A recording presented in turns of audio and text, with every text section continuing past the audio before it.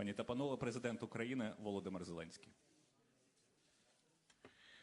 Ladies and gentlemen, the President of Ukraine, Volodymyr Zelenski.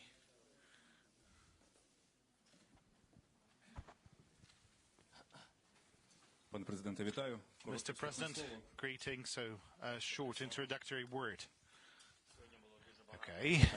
Well, today I've had a lot of introductory words, in fact. But I'll start with the word of thanks. Thanks to the representatives of media, to journalists. And I think that what you've done over this year is very important. I'd like to express words of gratitude to these invincible journalists. Really, you've done a lot for the strength of our nations. The armed forces of Ukraine was fighting, the whole people, the citizens of Ukraine was fighting, and you did your own role. The same goes to the representatives of our foreign partners. So I'm confident that you fully recognize what you've done for the victory. All this feeling will come. So big words of gratitude to you for speaking about Ukraine, for the fact that the whole world is not forgetting about Ukraine. This allows us to remain strong, to remain invincible and unbreakable. So this is already a year of invincibility, so big thanks to you. Big words of gratitude to your colleagues that are unfortunately no longer with us because they've died in Ukraine. We have people like that, representatives of your very important profession. So I guess it would be fair to recognize all those people with a minute of silence to those that we all remember.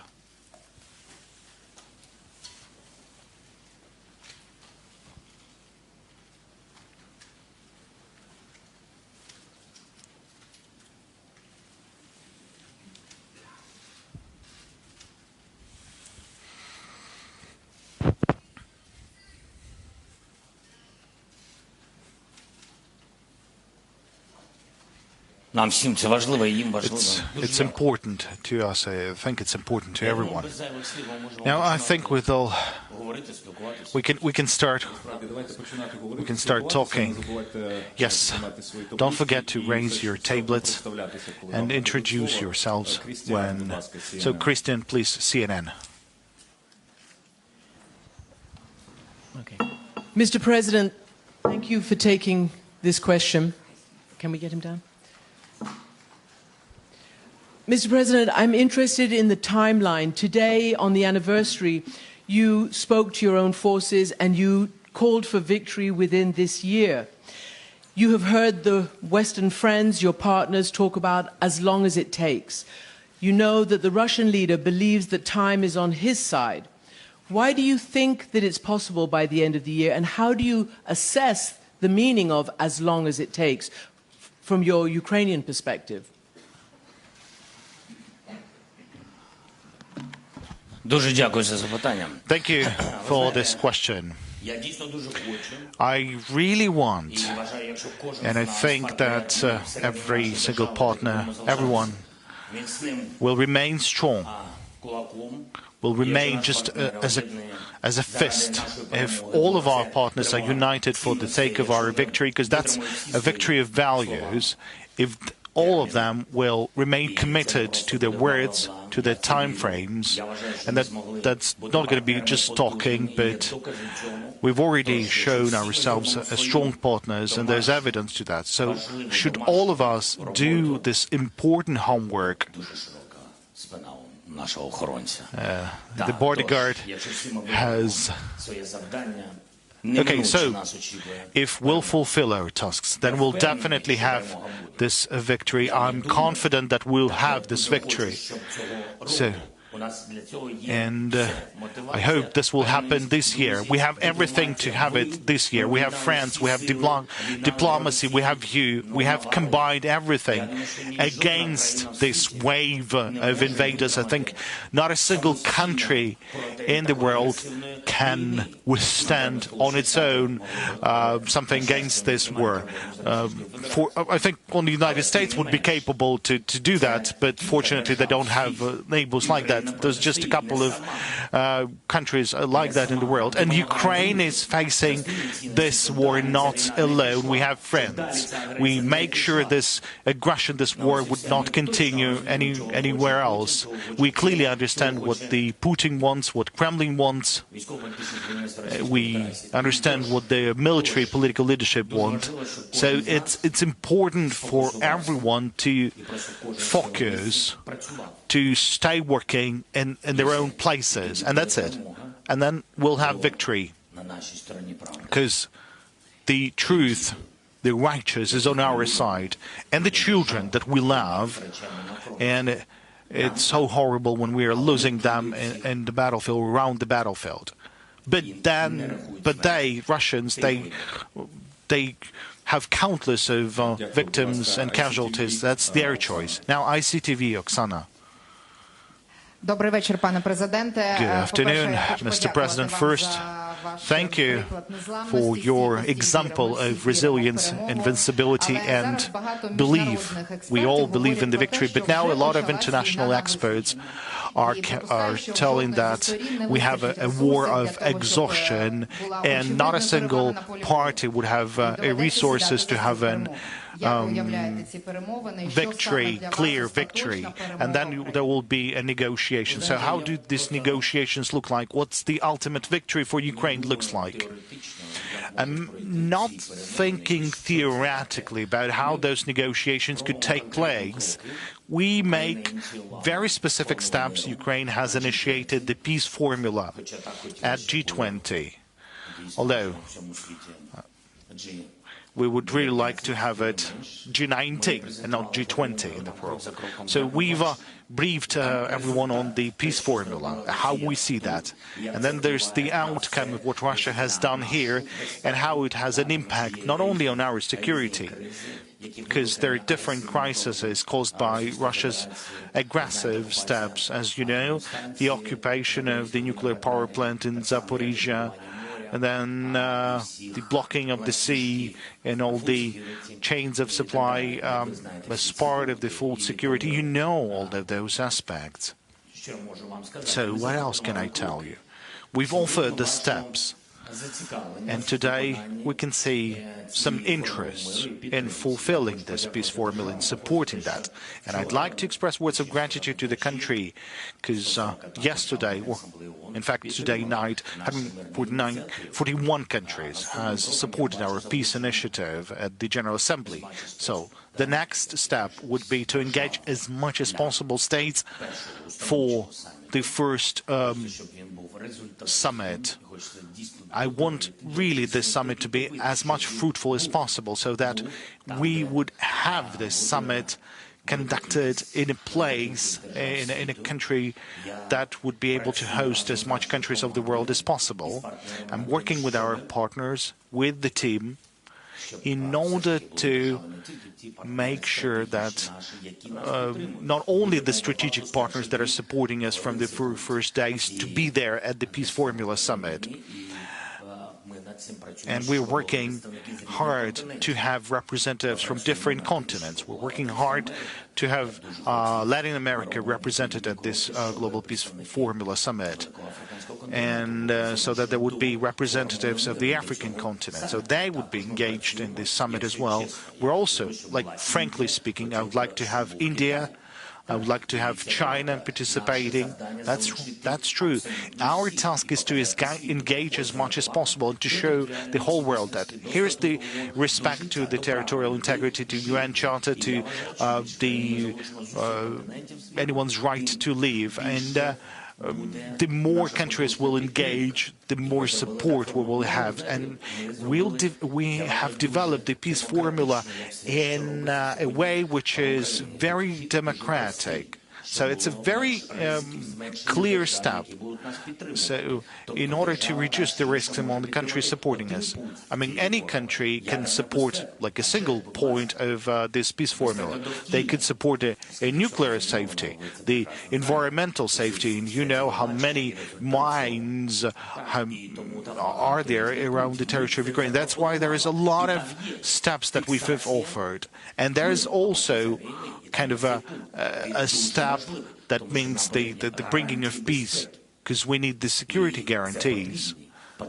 And this is something we need, like a security package for Ukraine, for Ukrainians. And already we can see that this is the war that has a very significant impact. So a security guarantees for the whole Europe. So when there is this fulfillment, and then there is this respect to the international law and to the ordinary people and to the people of Ukraine. So if that would be fulfilled, then we'll get a diplomatic kind of an end of this war. But until that moment, we need to fulfill all these points of respect. Thank you. Now, the Mexican TV first row, please. Sorry, Mr. President, you were mentioning the resolution in the United Nations, the more than 140 countries that voted, demanding that Russia forces leave Ukraine immediately and without conditions. What do you say to the countries, the minority, that didn't support that resolution, that voted with Russia against it, or that decided to ignore it?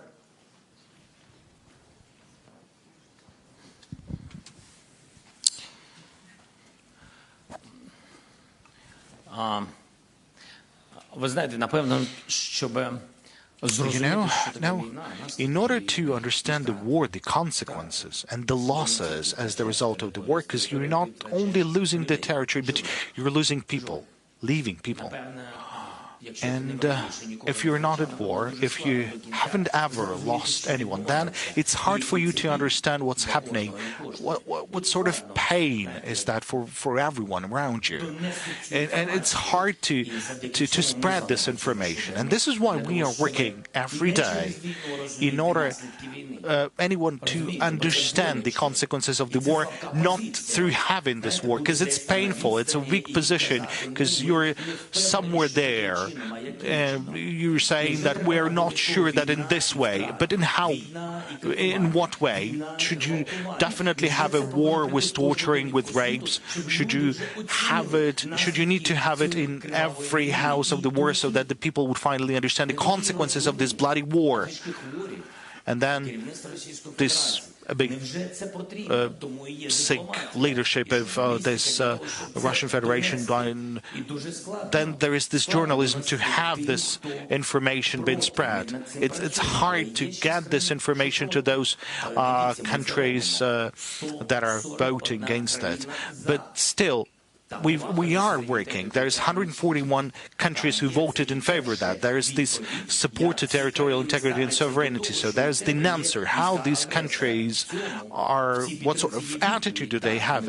So there's an answer in this support. Yes, they have to withdraw from your sovereign territory. Now, how do we work with the other countries? We do work. And I believe that Ukraine really needs to make steps forward, like towards the African countries. I think we worked not at a sufficient level. We didn't pay sufficient attention to the African countries. That is why we have a special program initiated by Ukraine. We are increasing the number of embassies in the region, and then look at the Grain from Ukraine initiative and other initiatives on food security. So this is what you need to do. A daily investments in peace. I think we wasted that time for many years since the beginning of our independence, and that is why currently we are fighting for our independence. And that's not a coincidence. We didn't have a strong fist of partners before the war, and that's right. But now we have it. But we're still lacking a number of individuals at this fist of common support. So, and I'm talking about the African continent, the Latin America, it's also very important, and I would really like to have a conference and a meeting, or rather a summit with the Latin American countries and Ukraine, and it's very difficult for me to leave outside of Ukraine. But I would go to this meeting to tell their media, to tell their society, like, I'm ready to step forward. Our diplomats are making this step forward. We're ready to work round the clock. If we'll get more hours in the daytime, we will do that. So this is how you would need to work 30 years. Unfortunately, it was the war that made us work so effectively, but nobody would have expected something like that out of neighboring country of Russia, that you would have something like that from Russia. There's this just willingness to destroy us completely, utterly. And that's why it's not a correction of mistakes. I'd like to say that I don't have any questions to anyone. I don't want to deal with that part of the past. I'm looking at the future. We need the total support of the war, and we will be victorious. We're working on that. And that dialogue is absolutely fair. This is a dialogue with many countries. We've worked on the unification of the European countries, and there's not only the EU member nations, but other countries, the countries with different status, with neutral status, and we've worked in order to change this neutrality into the non-neutral status to war. This is also very important. We've worked on this every day, a lot. You have worked on that, and the armed forces have worked on that, because the victories on the battlefield, they gives confidence. Nobody likes losers, however hard it might sound, but that's the truth. Everyone wants to be victorious, and everyone has to work, like inside the country and outside the country. That's the only way to victory. Thank you so much. Thank you. Dear colleagues, Yalta European Strategy, Sir Jeffrey Nice, do you have a question, maybe? First row. Do I need a microphone? Yes, you do. Thank you very much. Mr. President, those fighting for your country, led by you, and you, have put you on moral peaks, not just high ground, from which you can make requests or demands of the Western world, whose methods of accountability for war crimes are unsatisfactory, incomplete, and very, very slow. Will you, for yourselves, and also for us, push for reform of those systems or additions to them that will ensure there can be, because this is in your country's interest, the earliest possible and conclusive determination of where moral right in this war is and where moral wrong is? And supplementary to that, Mr. President, will you consider, to the extent possible, ensuring that accountability mechanisms for war crimes are dealt with by Ukrainians in Ukraine and in the Ukrainian language, remembering that the countries supporting you, if they found themselves in your terrible and unhappy situation, would demand nothing less for themselves? Thank you. Thank you for your question. It's a quite complicated one, but actually it had all the answers in it. It is very profound. And I know there are a lot of risks as far as the peace formula is concerned. Regarding the institutions, first let me speak about the tribunal. Everything starts with with political unity.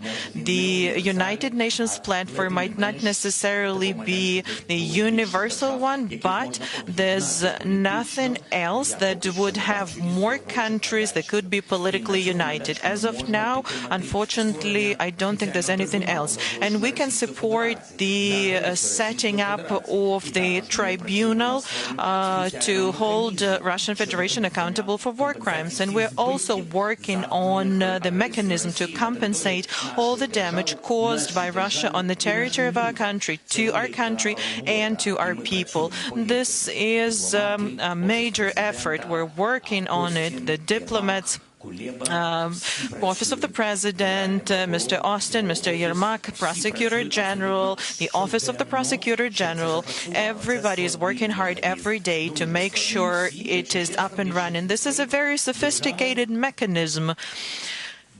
And actually, I have to say that other countries, they are cautious, they are afraid of setting up tribunals. You might understand why that it is. It's a matter of responsibility. But before you go and establish something in your country, you need political will and unification. And UN has been very useful in that respect, because any government, country or leader can receive support to that process, and we're working on that as well. We are convinced that the resolutions will be supported and voted for. We're working with certain countries that we see as crucial for the matters of tribunal. We see them as leaders. This is actually the Netherlands. We're working with Mark Rutte. We're working with Mr. Rishi Sunak from the UK, with other countries as well. We are thinking about the compensation mechanism. There has already been a few steps already, and our Baltic friends are very helpful. And Baltic Trio and Poland, they have been supportive along the way. They are supporting us with everything we ask for. Why is it so hard? Because, well, to address the first part of your question, these institutions that you referred to were set up a long time ago. They haven't been through this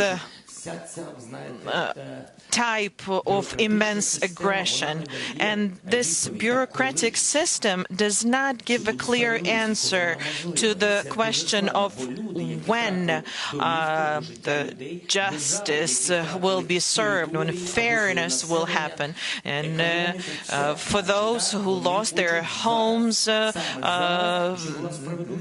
economy, everything, they want justice now, and it makes sense that they want justice and fairness. We have specific examples. We were working on the matter of prisoners of war, and Andriy in particular, and other colleagues, they were taking a great care to check the condition of the prisoners of war. As you've heard, there have been tortures, and now the Red Cross, it's an international institution, they didn't manage to the prisoners of war to check their condition.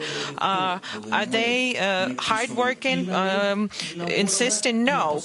We were insisting and working hard. We were doing our best, paying immense effort to get our men and women out. But to this day, we do not have access to the prisoners of war. And this year, the year is a year of the full-scale war. But we have to remember that the war began in 2014. And we know that there are 125 Crimean Tatars that are political prisoners. What is happening to them now?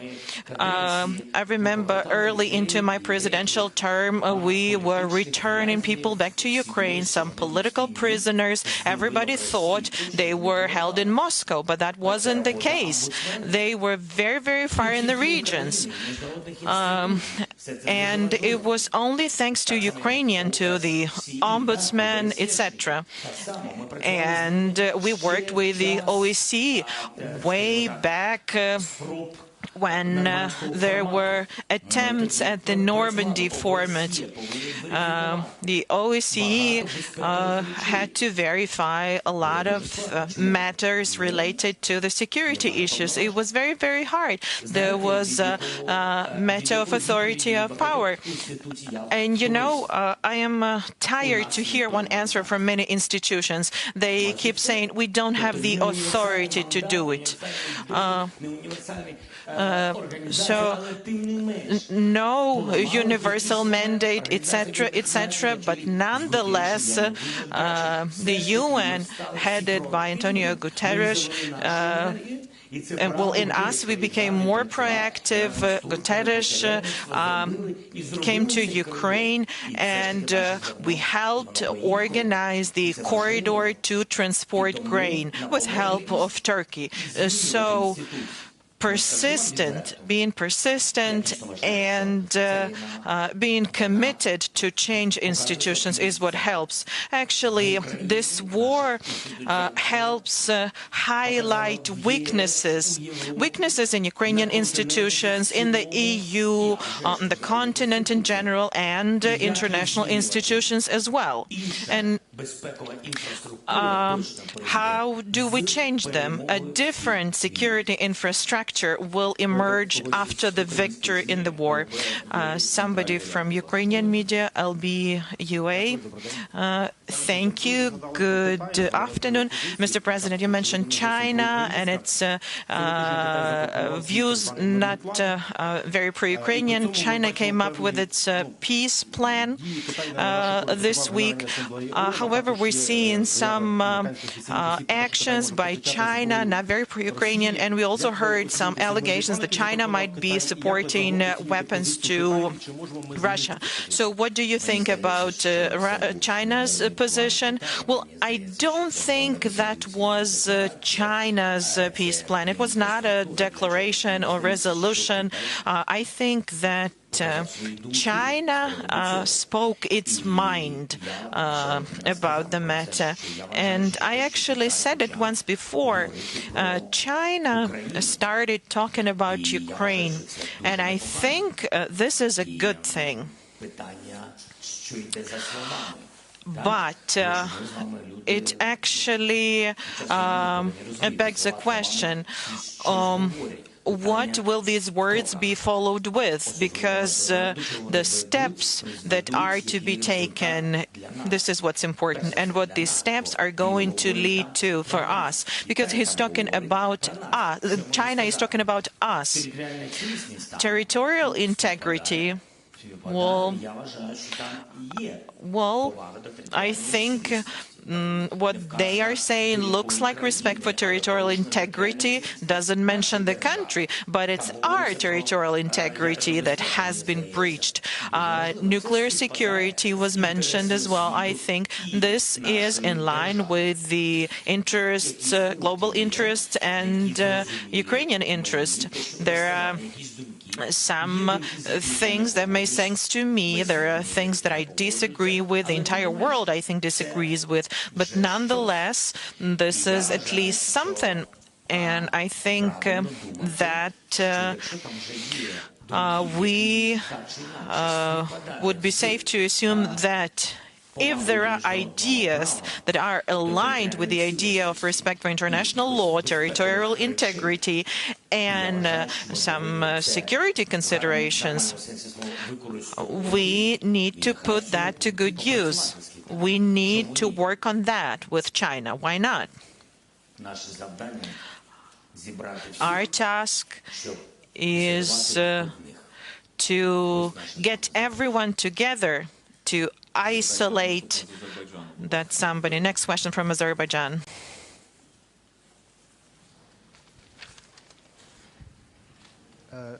Вітаю, Good evening, dear Mr. President. I'm a journalist from Azerbaijan. What is the support to Ukraine from the post-Soviet countries, from Azerbaijan in particular? What specific steps do you anticipate, and what specific steps are you planning to take in internal and external policy?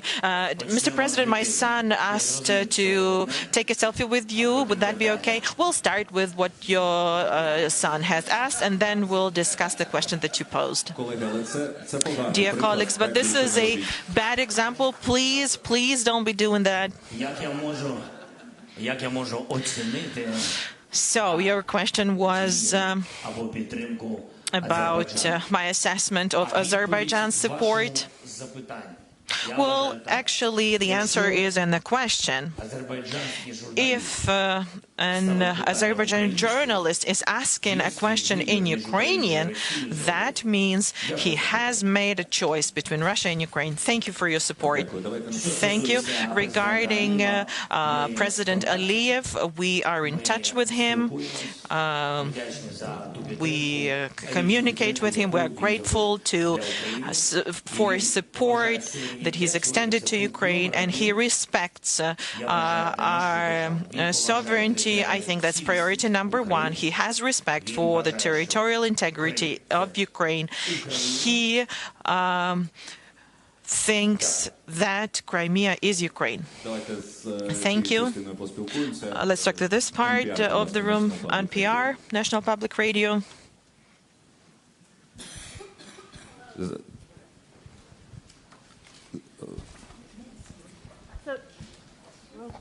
Oh, thank you.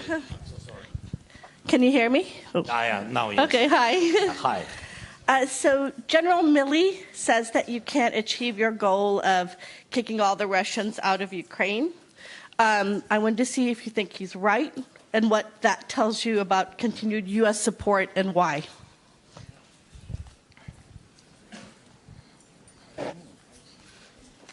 Дуже дякую. Thank you for this question. First of all, I know General Milley personally. We had a meeting, and I haven't heard that from him. I respect the opinions and views of the military, especially the partners that have been supporting us, that have been leaders in our support. If General Milley really thinks that, I think I would have heard that before. Secondly, support is everything. So if General Milley з нашої держави, я думаю, він, а від нього це дуже залежить, він повинен пришвидшити постачання зброї. Мені здається, так повинно бути. Що стосується підтримки в цілому Сполучених Штатів, якщо ви не проти, я додам. Я вважаю, найголовніша відповідь приїзд президента Байдена. I think the most important was the visit of the President Biden.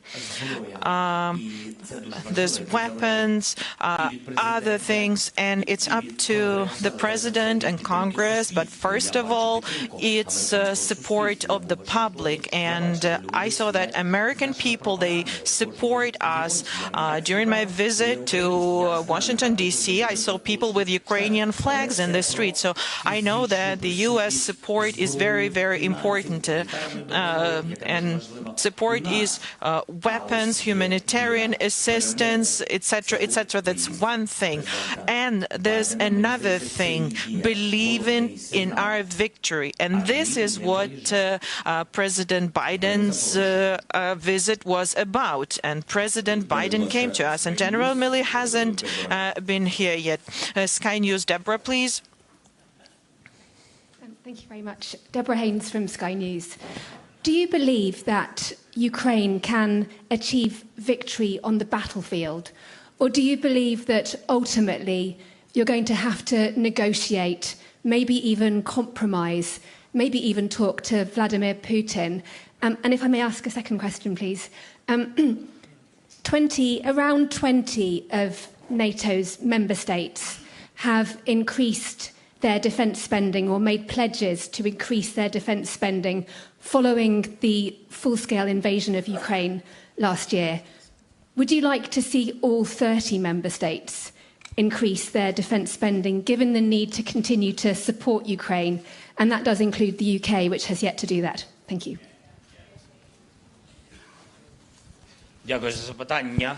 Thank you for your question. If I forget something, please make sure to remind me.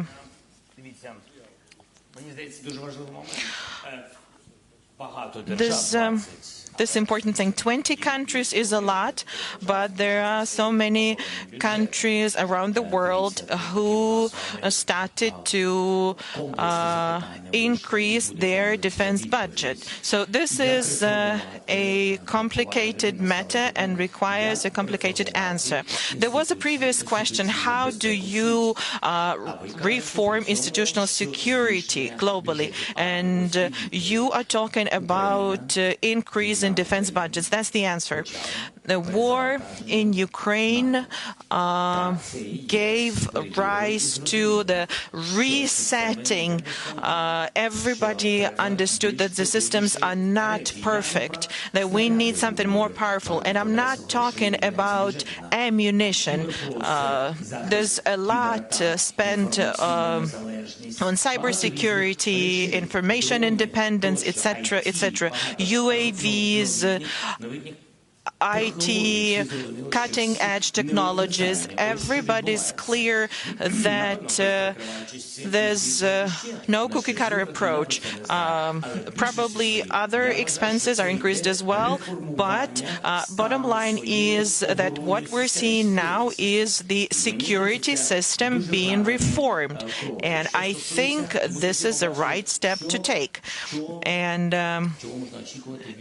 everybody saw what we could expect from the Russian Federation. And this brings us to the idea of compromise and negotiations. And we all saw that nobody ran to buy flowers. Instead, everybody went to buy weapons. Nobody wants to develop business with the Russian Federation.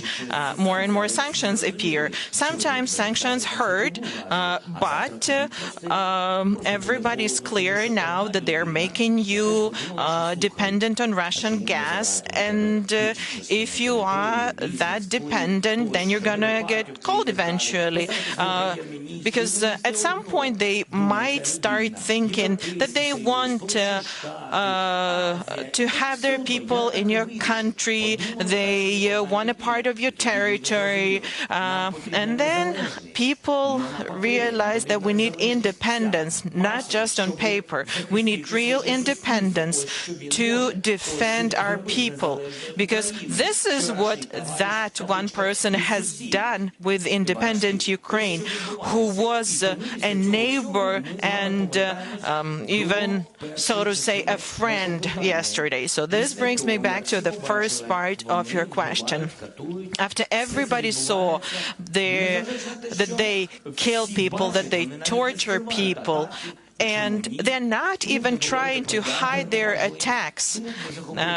They're talking about nuclear matters. They decided to take Iranian drones and kill civilians. And those civilians did not have guns in their hands. They had their children in their hands. And seeing this picture of the world, do you think we Ukrainians could sit at this to negotiate with all of this? I don't know how to call that. We call this phenomena Russism. I don't have a better word to put it. So that's the answer. We need to start from scratch. We need to go back to what was violated. Our right to live on our land needs to be respected. Leave our territory, withdraw, stop shelling us, stop killing civilians, stop destroying our infrastructure, energy sector, potable water, stop airstrikes on the cities, stop killing dogs, cats, animals, stop burning the forest. So you go ahead and stop doing all of that, and only after that we'll tell you what format will be used to diplomatically put an end to it. Okay, now the Ukrainian Pravda, please, from this part of the audience. Good afternoon, Roman Krovets, Ukrainska Pravda. I'd like to go back to the major topic of this press conference, that's the year of the war. It's time for some intermediate conclusions, and my question is sort of personal. It's composed of three components. First, can you recall your personal, the most horrible day and the horrible night of the full-scale war? And second, we all humans, we can all make mistakes. Now, what's your biggest mistake over the period of the full-scale war? And third, who, over this period of the full-scale war, among your team, who sort of disappointed you? Thank you. Okay, I'd like to start with the one who disappointed me. Sorry, because who disappointed? All those who left on the 24th of February, all those who left Kiev, all those who were leaving cities and towns, all those who were supposed to fight for the country, who had to take care of the security of this country. So all these people have disappointed me. Now, my largest mistake, I don't know. I think there was some of them, because I'm working from early morning to late night. I'm a living person, and no matter how someone might think of that, so I make choices, so I am convinced that I'm making mistakes from time to time. What's important is that for me not to have any fatal mistakes, because I'm a guarantor of the Constitution, I'm the guarantor of the national security. So what's important is that I won't make any fatal mistakes. Now, with God's help, I've haven't made any mistakes like that. Now, what was the horrible day, or the horrible night, the most horrible night? Over this year, I think Bucha. What I saw. The moment we've deoccupied Bucha, it was horrible.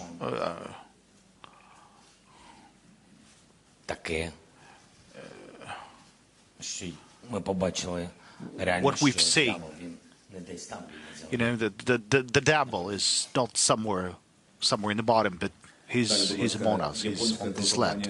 Now the Japanese company. Now I'd like to ask the colleagues to to pay respect to their colleagues. So just to ask one question, so please. Thank you very much, Mr. President. My name is hace. I'm from NHK Japanese TV. There is a G7 summit in Japan in May.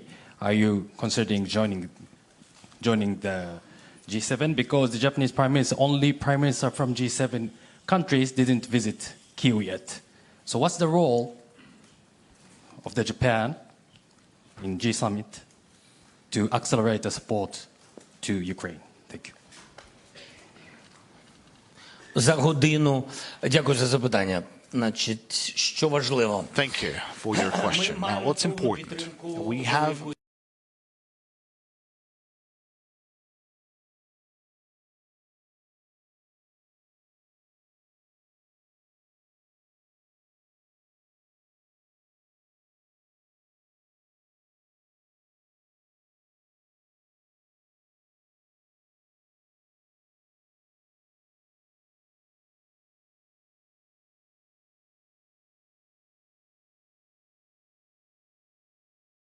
information will be sensitive. Now, talking about the support that is required to Ukraine and what the G7 is ready to provide to us, there's a significant package of support, and some support is coming from Japan. Let me concentrate now on Japan.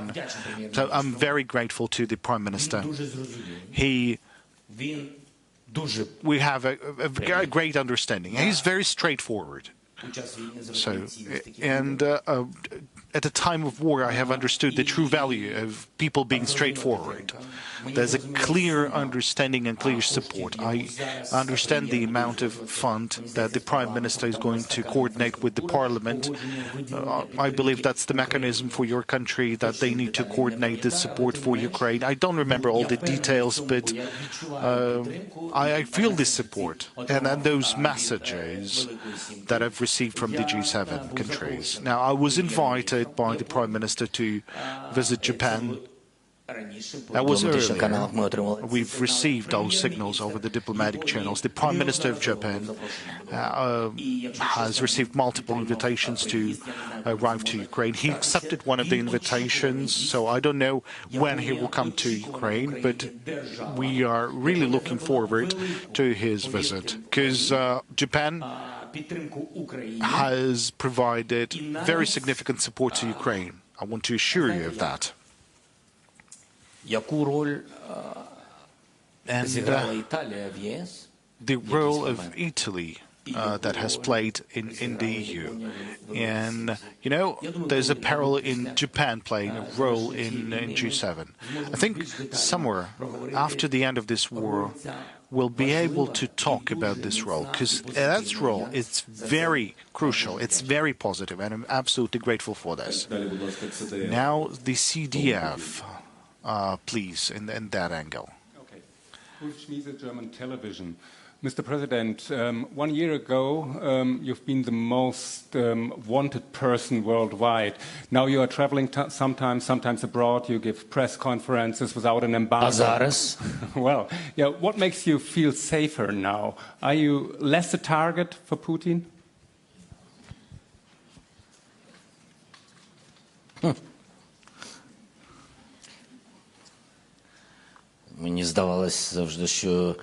I always thought that Germans have more information about Putin's thoughts than I am.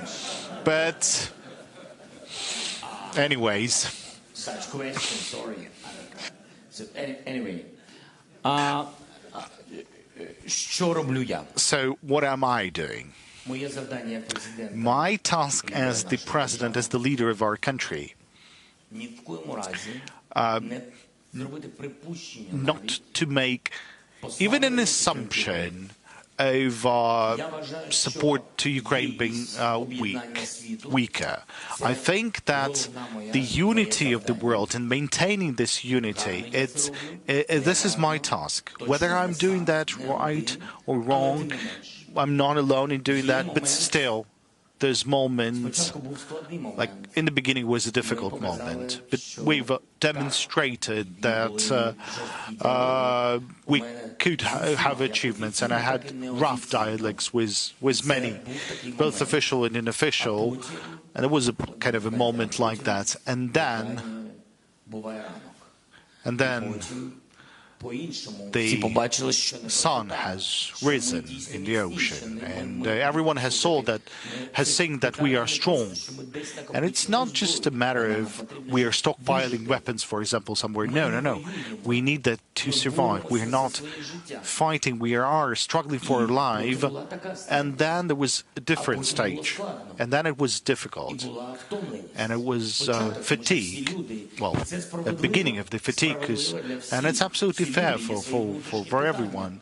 Every people has their own questions, challenges, prices, waves of inflation, many other things. The energy crisis, food crisis because of Russia's blocking seaports and doing many other things, causing many crises, and there are ordinary people. There's, you know, some of your thoughts, but then deep in your heart there's the support in Ukraine, to Ukraine. But so on the one hand there's the support to Ukraine, but on the other hand there's your own family. But it's important that everyone to know that this is not our war. We are fighting for all of you, and it's not this war that caused the crisis. It's the Russia that is intentionally causing this crisis in order to weaken your support and to blame Ukraine for this crisis. So my task is doing everything possible so that the world support would not be weaker. But I would like to underline that I wasn't alone in doing so. I was working together with the team, with the office of the President, with the Ministry of Foreign Affairs, with the Cabinet of Ministers, with everyone, with the Parliament, with everyone. Everyone who wanted to do that. And that is a very important aspect. And then there's this moment when you need to show gratitude to the world for not being alone, and for even being gratitude to those countries who at first thought of not supporting you but then supported you. So now the moment has time to show your own words of gratitude, because now these countries have their own challenges. So I wanted to come and to support those people. It's absolutely fair, because they done a lot. I don't know how many people were saved by many countries. I mean, Germany has done a lot of contributions, and in the EU, because they've contributed money to the weapons, to the tanks, whether someone might want it or no, or like it or no. That's a fact. So I wanted to do that. I wanted to go and to start a new page for all of us, for our capabilities. Air defense, aircrafts, tanks, long-range weapons. That's my task that I need to discuss one-on-one with the leaders. Now, one of them, please, at the central row, central aisle. Good morning, good evening, Mr. President. Thank you for receiving us today. Emmanuel Macron, I'm a journalist from the French news channel BFM TV. Our President, Emmanuel Macron, said a few days ago that he wanted the defeat of Moscow, but without crushing Russia. Do you think it is compatible with a full victory of Ukraine? What do you think about this position? And if I may add a second question, you talked about the worst day of the war for you. What, on the contrary, what's been the victory you've been the most proud of, the most happy about since the beginning of the war? Thank you very much.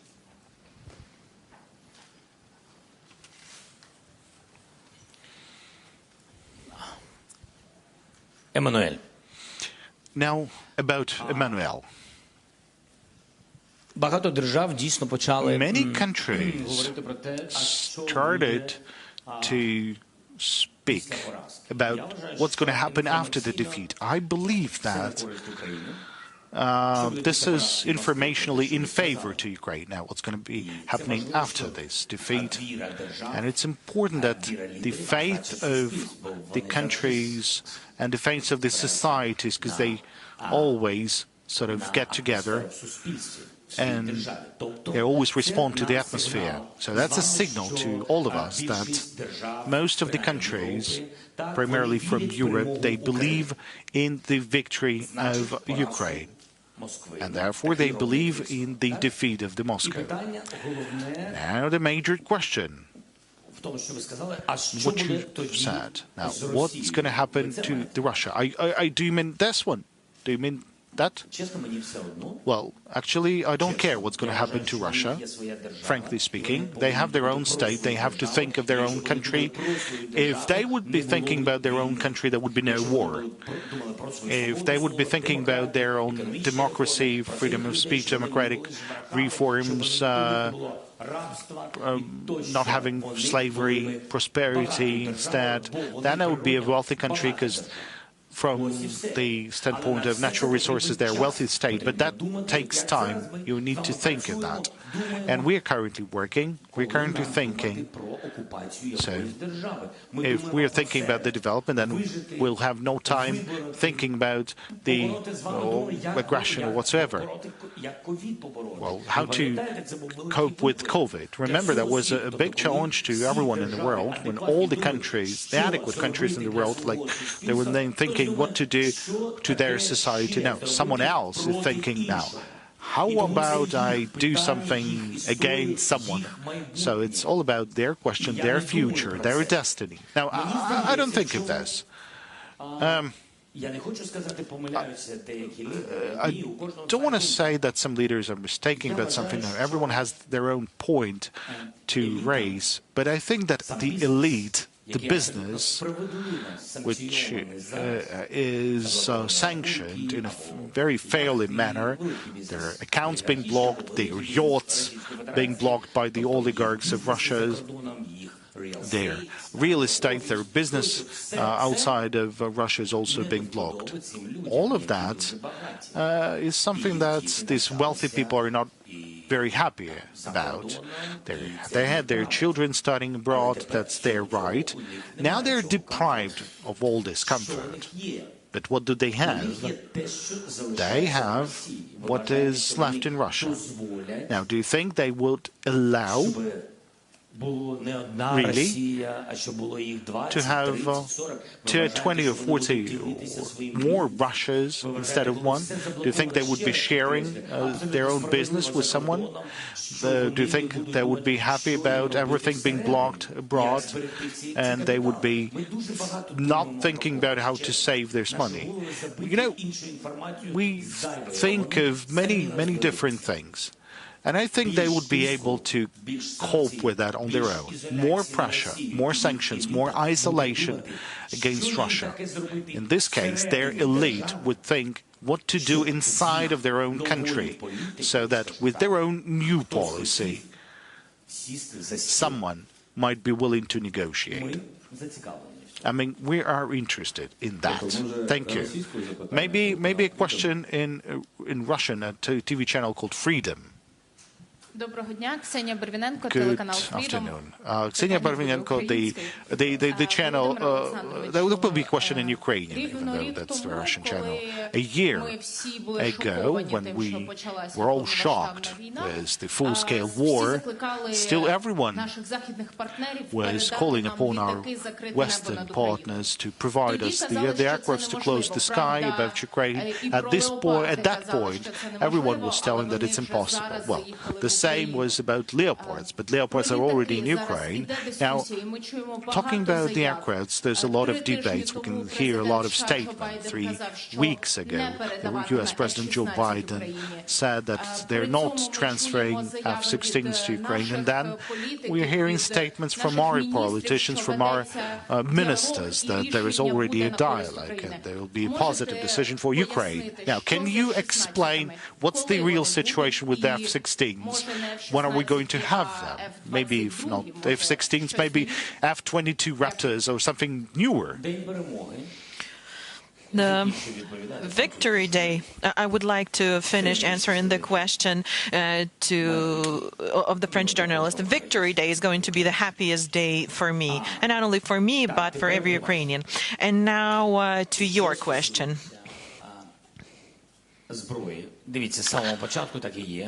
Regarding armaments,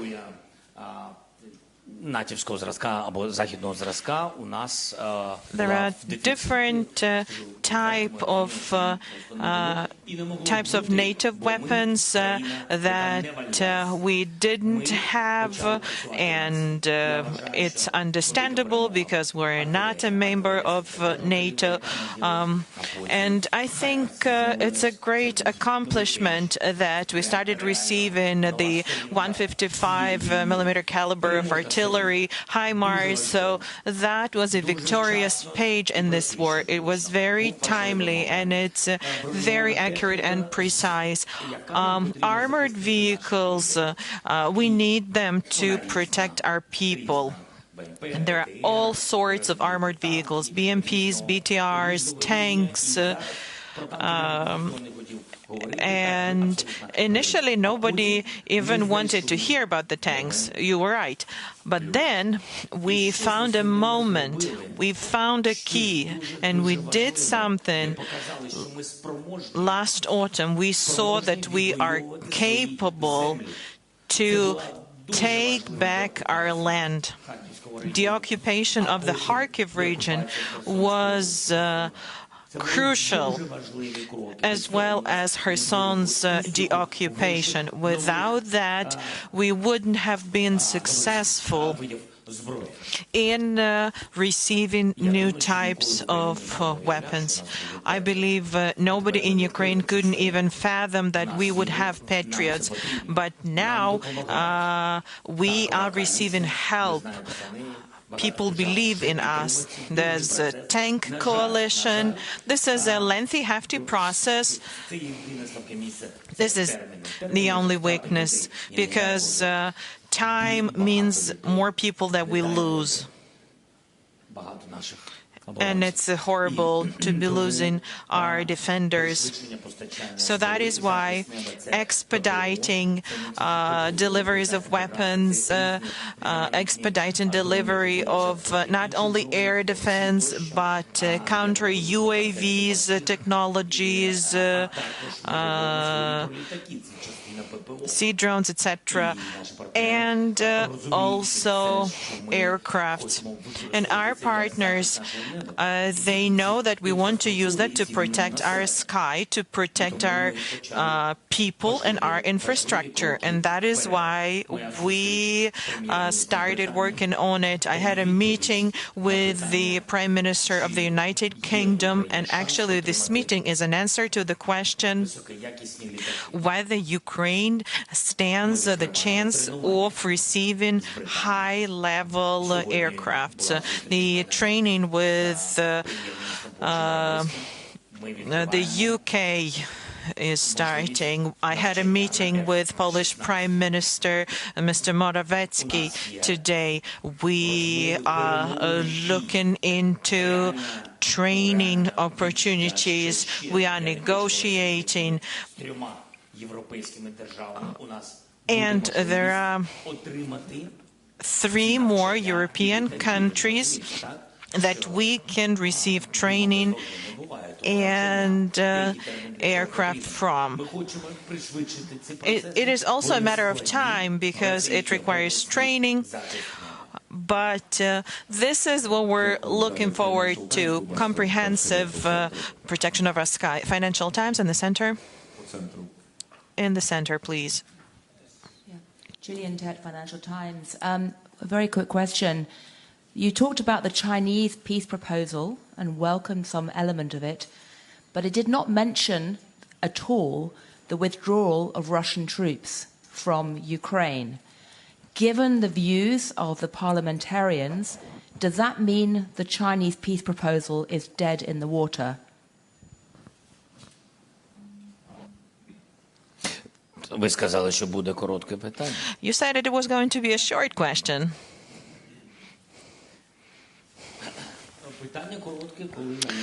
Well, it's only a short question when the answer is short. Well, everywhere where there's China, it's very hard to find a short answer. I don't think that what China did was an offer in and of itself. I believe it's only the state on whose territory the war is taking place can do that. So we came up with an offer of our own. We came up with the peace formula. Well, I think it was an important signal that China looks like is going to participate in it. That seemed as their views. As of now, I'm seeing this as a signal only. I don't know what comes next. It depends on the further steps taken. I want to believe that China is going to side with the idea of fair peace. Peace and fairness, which is our side. I really want to believe that China is not going to supply weapons to Russia. This is very important. This is priority number one for me. And I'm doing my best to prevent that from happening. It is very important for us. Because, you know, it's better the way things are for China now than in Russia's embrace. Because, you know, there's this risk of the Third World War. And only after we see specific steps will we be able to discuss them.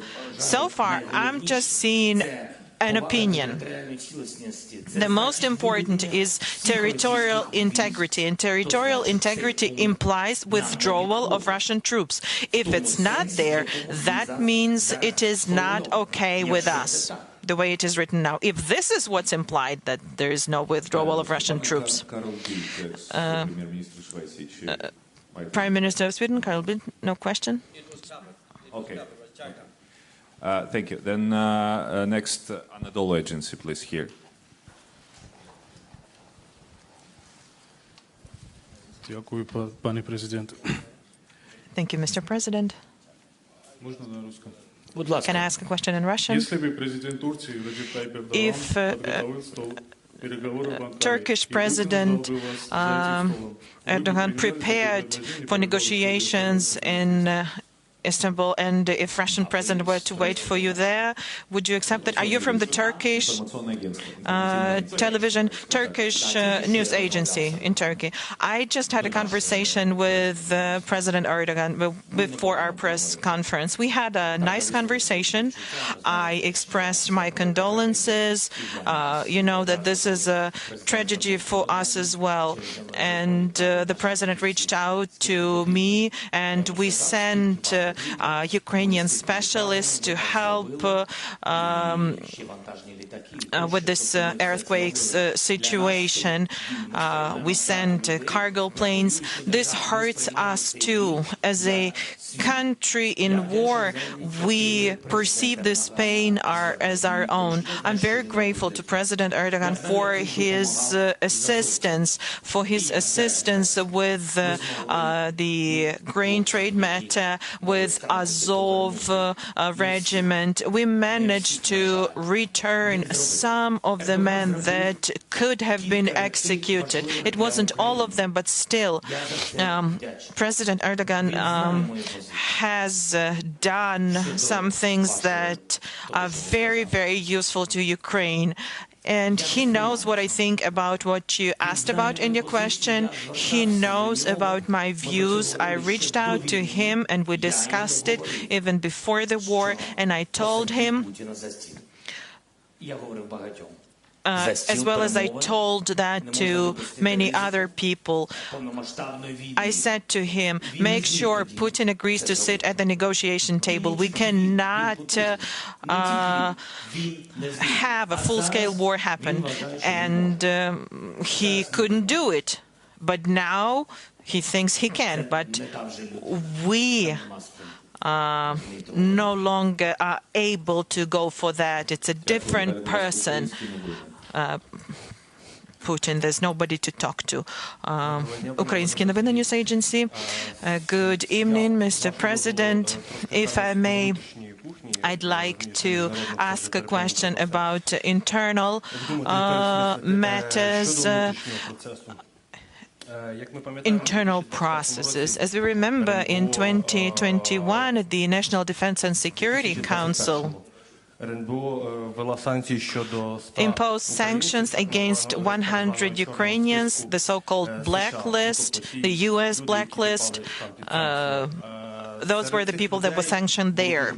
And there were a lot of well-known businessmen, high-ranking officials in that list. But also some people were missing in that list, and they should have been there. In particular, talking about an official, Eduard Stavitsky, now known as Nathan Rosenberg. In 2021, the U.S. Treasury imposed sanctions against him, but unfortunately he's not under sanctions now. And you know what kind of person he is. You know that he's been anti-Ukrainian, he's prosecuted by our Ukrainian law enforcement. So the question is, how can you explain that during the 9th year of the war and 2nd year of the full-scale war, people from Yanukovych circles still have businesses in Ukraine? It is not sanctioned. And one more. Well, just a minute. Let's answer.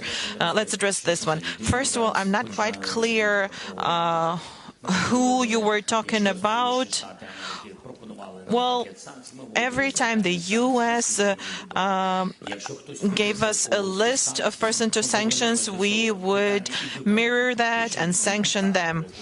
And if the person you're talking about is culpable, then we will correct ourselves, but you have to be clear that we're talking about hundreds of people that were sanctioned. I cannot have information and know about each and every one of them. Well, you could just give me the materials. Bogdanov, who is Bogdanov? Reznikov Budanov's case. We remember what happened and what didn't happen. You understand what I'm talking about, right? I just wanted to hear from you what happened exactly. Please ask a question. Was there talk of replacing the Minister of Defense, Reznikov? In particular, Mr. Budanov was a candidate, but he wasn't appointed due to some reasons. Well, the reason was that it's only the civilian that has to be a Minister of Defense, but he's military, and so that runs contrary to the law. Did you have a conversation with Reznikov and Budanov about the situation? Well, the decisions that I'm making as a Supreme Commander-in-Chief with regards to the security and defense of our country is something that I do not discuss publicly, some of the decisions. One of those decisions is security situations in some areas of the country and some institutions. I had some ideas. I'm not talking about the ministry specifically, but rather about the infrastructure that is supposed to be providing security. So I was thinking about making them stronger with different approaches. And this was with regards to the border regions of Ukraine and temporarily occupied close to the line of contact, bordering the occupied territories. And this is the context in which I was discussing this matter. Had I wanted to appoint our main intelligence official as a defense minister, we would have done it in line with the Ukrainian legislation, of course. AIK 24, Israel.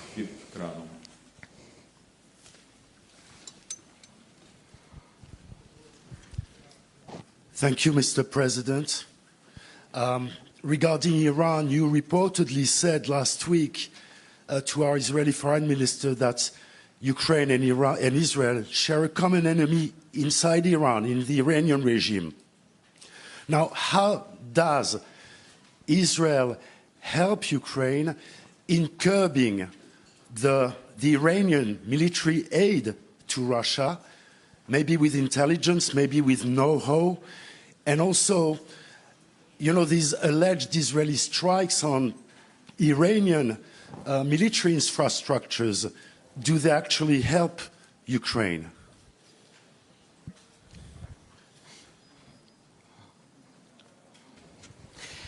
Дякую за запитання. Thank you for your question. Довгий час впродовж цієї війни For a long time during this war, I was really looking forward to Israeli support, not only from the public, but also from their political leadership, from various institutions. It was important. Historically, Ukraine has had amazing relations with Israel, and there were various conversations at different levels with different officials, public and non-public meetings in different formats and in different places. And it was hard to change their position because Israel has quite an uneasy situation with relations with Russia, Syria, etc. But I really want them to be not a mediator, but I really want them to choose a side, Ukrainian side, because I cannot imagine Israel supporting war. Israel is a country that for dozens of years has had war, so I couldn't even fathom that. And I'd like to address what you asked about. I know I have all the answers to the question, but unfortunately I will not be able to share them here. I cannot jeopardize the improvement of Ukraine and Israel relations that has begun. SBS Australia and then SBT Brazil after them. G'day, Mr. President. Most of your allies have reopened their embassies here in Kiev. Australia has not, citing security concerns. Would you like to see Australia's ambassador return to Ukraine? And if he does not, will it affect relations between Australia and Ukraine?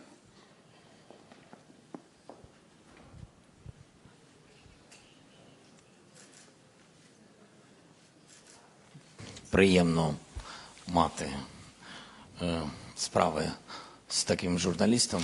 It's so nice to hear a question that you can say yes to. Наступне, пане президент. I'll be very happy. Really, I have relations with Australia, and really, they really helped us a lot. And you know, the very important thing, I had big, huge deficit with armed vehicles, and it's very important, yes, moment. And I don't want now to share all information how many we've got from Australia, but anyway, we've got it, and that is great. That's why to shake hand the ambassador of Australia, I'll do it with pleasure. Please come. Come back, but on Bushmaster. We need one more. Далі, будь ласка, Бразилія. Brazil.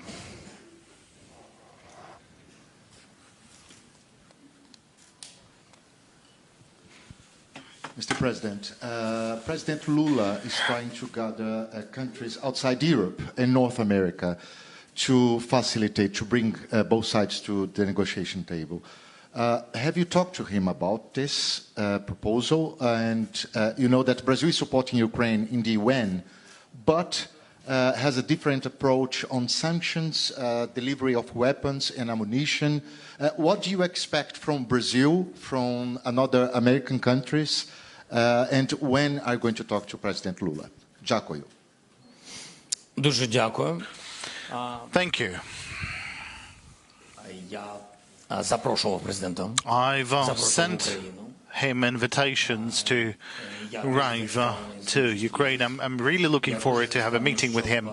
I would really like him to assist me and support me with a platform for conversations with Latin America. I'm really interested in it. I really appreciate some of the steps of Brazil, really, of supporting us, our territorial integrity and sovereignty. That is for us so important, especially now. Yes, and what I'm just waiting for our meeting Because eyes to eyes, face to face, I will be more understandable, and I think Ukraine will be more understandable. That's it. Thank you. Now, Vipro from Netherlands, please. Mr. President, thank you very much. First of all, do you think in your lifetime you will see President Putin inside an international court, for example in The Hague, the international capital of justice? And second, you just met the Prime Minister of the Netherlands, Mark Rutte, and you talked about the delivery of F-16s. Is it correct, that's what we heard, that Ukrainian pilots will be trained to fly on the F-16s, for example, by the Netherlands?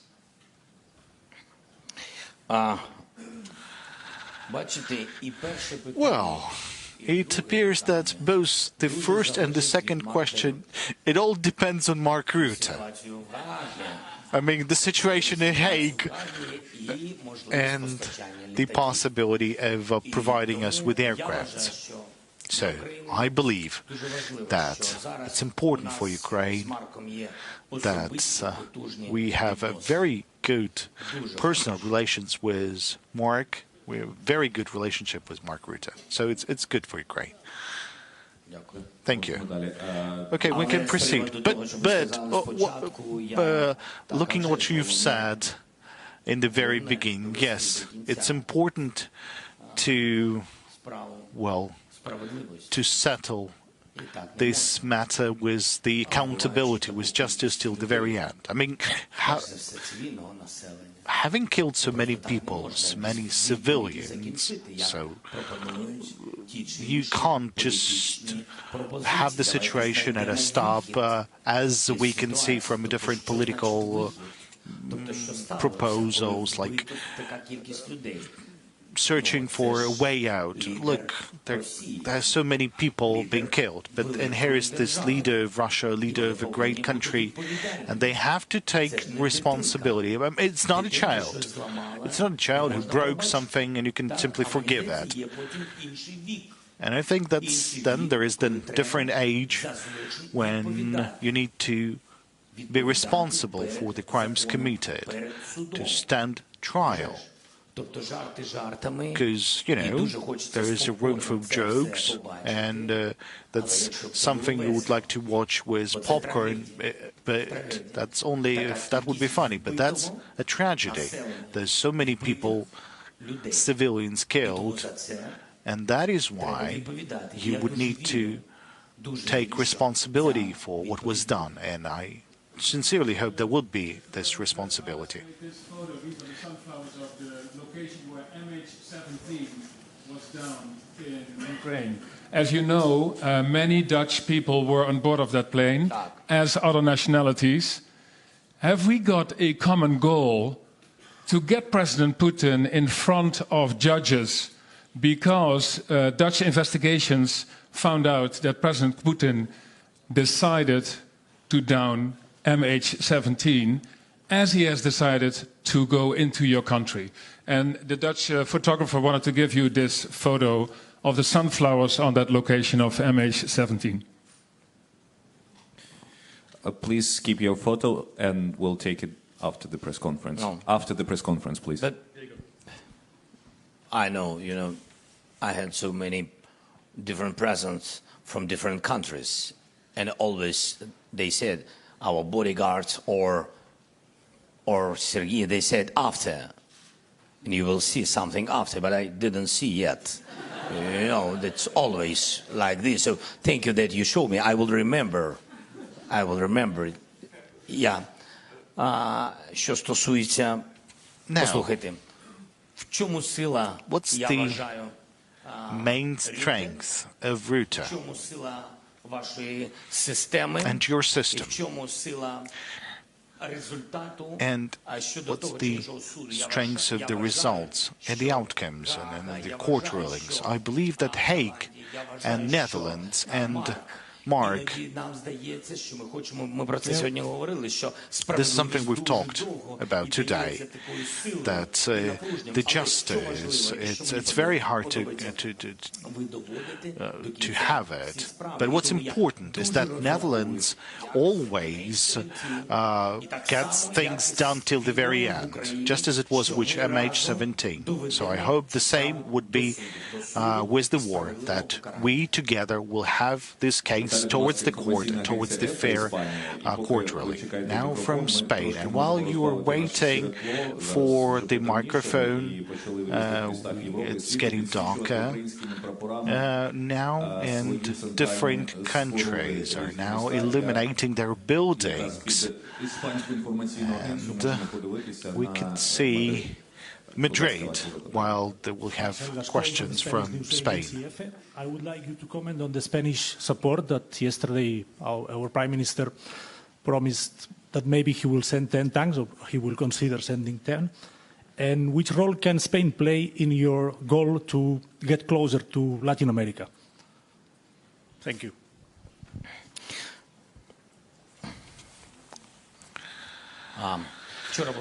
Yesterday. Was it yesterday? Was that yesterday that we had a meeting with Pedro? Oh, it was yesterday, indeed. So yesterday we had a meeting with Pedro Sanchez, the Prime Minister of Spain. First and foremost, I want to say that we had a lot of skepticism in Europe, and that's correct in terms of our candidacy. And we met Pedro, he met Ukraine, he got accustomed with Ukraine. So Ukrainians played a great role. He saw our country, he saw what we are fighting for, he saw the way we're changing. What's important that he saw that institutionally we were running in parallel. I mean, everyone has continued to work. All the banking institutions, the rest of the institutions still working despite the war. And I think it's great that he came in April. He was among the first leaders to arrive to Ukraine. So we found the relationship through him. And I think that the Spanish society has understood Ukraine better through him as well. And then there was this attitude of your society towards our internally displaced persons, refugees. If I'm not mistaken, there's 165,000 Ukrainians currently hosted in Spain, and that's a lot of people. He understands what we are fighting for. He supports us in the EU, and I know that he's supporting us in the security matters within the NATO.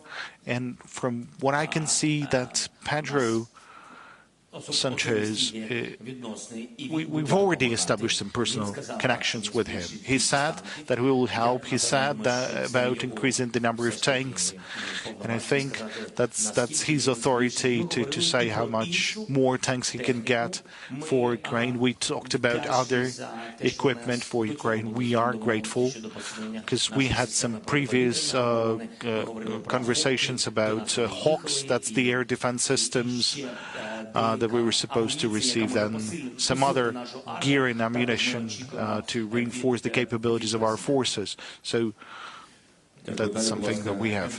Then NBC, please.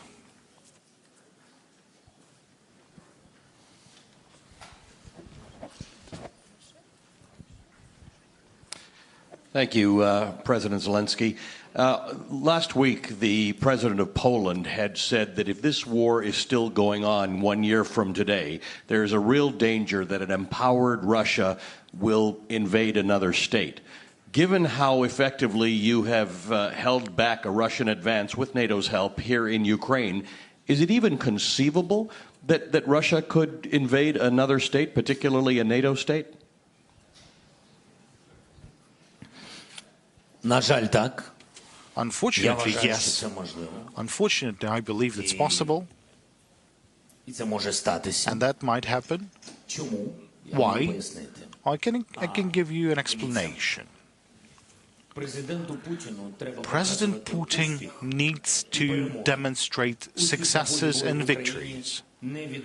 So there is not going to be a success on the battlefield in Ukraine, and he will not succeed with the massive revenge in Ukraine. So he would need to demonstrate success.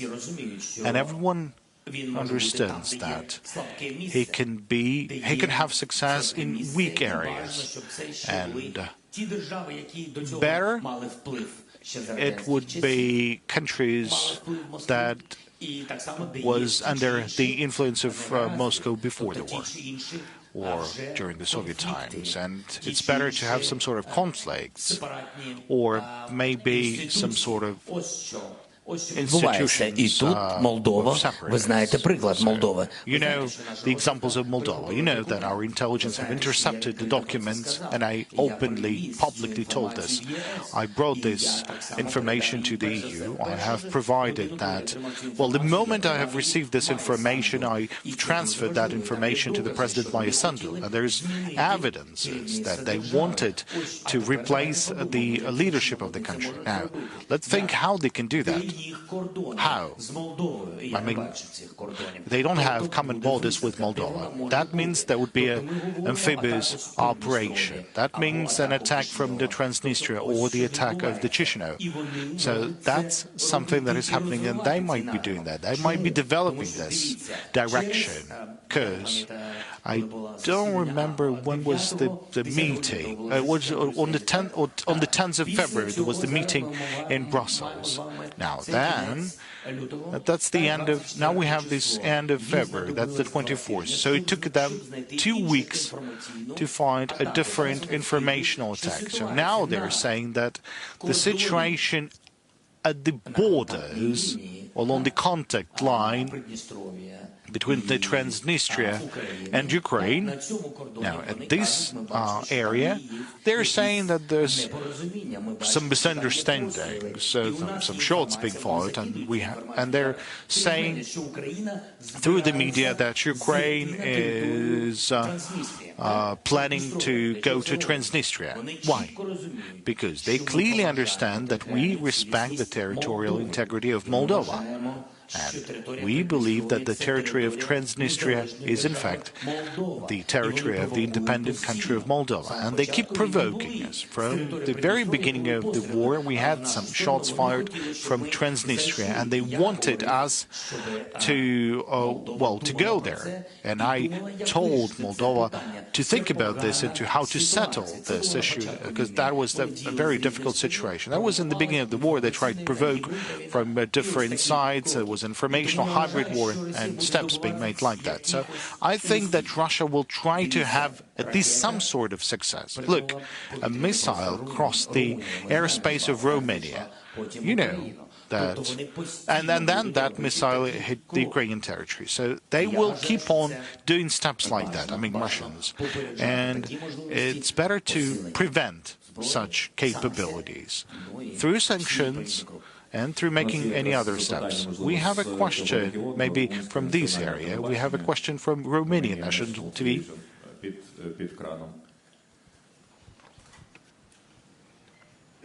Mr. President. Wait for your microphone, Mr. President, please. If after a year of war, even more, you may feel that solidarity in other countries may be diminishing, can be tiring, what is your message to them? Thank you, Mr. President. Який меседж? Складно говорити про зменшення підтримки України, to talk about diminishing support for Ukraine when you keep showing everything in yellow and blue in different parts of the world, and I'm very grateful for this. You can't reduce steps like that or diminish steps like that. You can't diminish work that you're doing, and of course you should not reduce the support to Ukraine. What I'd like to tell your societies, maybe you learned more about people from Ukraine, because you've hosted a lot of people who are forced to leave, primarily women and children, and I believe you understand that. the majority of them, they're willing to return, and by helping Ukraine, you're helping all of them. Now, if you will reduce that support, that's your support, that's the support of your integrity, of your sovereignty. Just now we told you that a missile crossed your airspace, but you're a NATO member nation. Now, God forbid this missile will hit your territory, what the NATO will do? They will have to select what to do. Should they preserve the unity in NATO and show the strength, or no? Now, they would need to show the strengths, they would need to search for the response options, different ones. I'm not deciding that. We're not a NATO member nation. But I want my voice to be heard not by the NATO member nations, but the societies of these countries. These people, the ordinary people. Ukraine has no right to fall just for the sake of preserving or defending the European continent from the horrible war. Because I believe that Russia may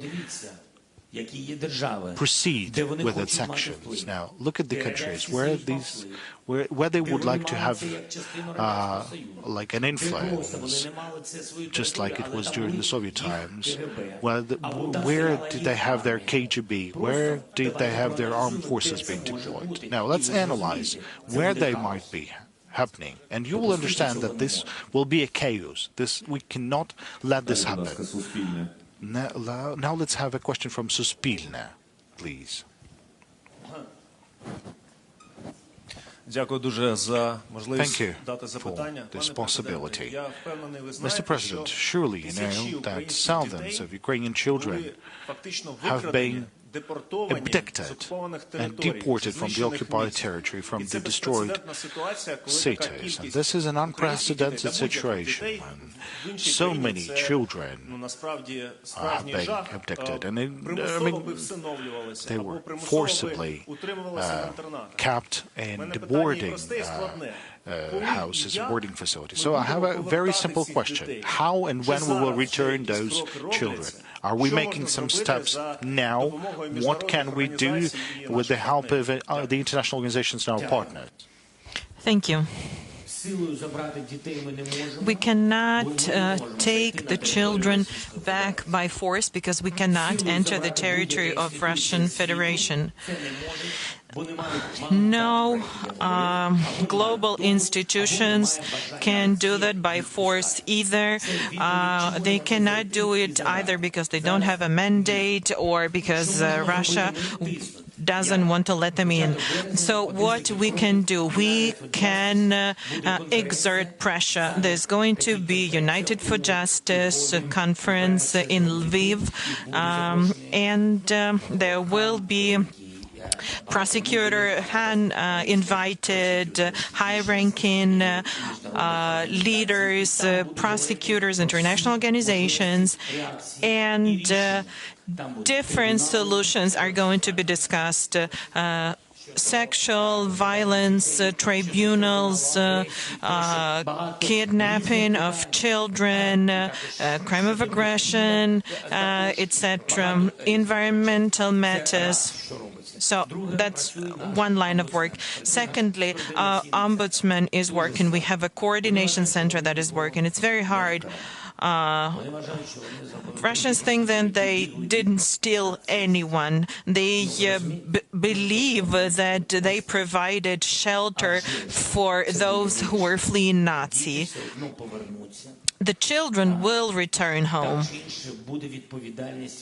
and there will be accountability for what was done.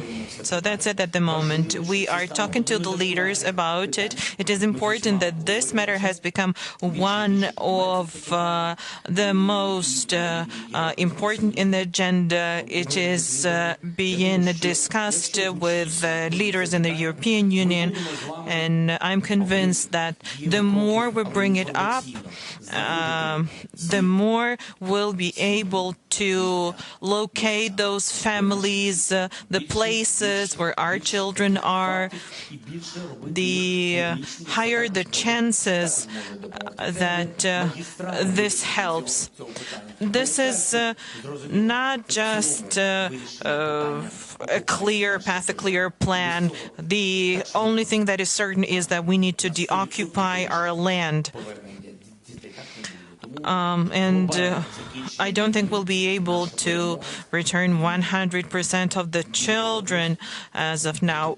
But after our victory, the children have to come back home. ABC. Thank you very much. Thanks for the opportunity. Mr. President, opinion polls in the United States are suggesting that a growing number of Americans believe that the US is giving too much support to Ukraine. What would your message be on the anniversary to those Americans? Thank you.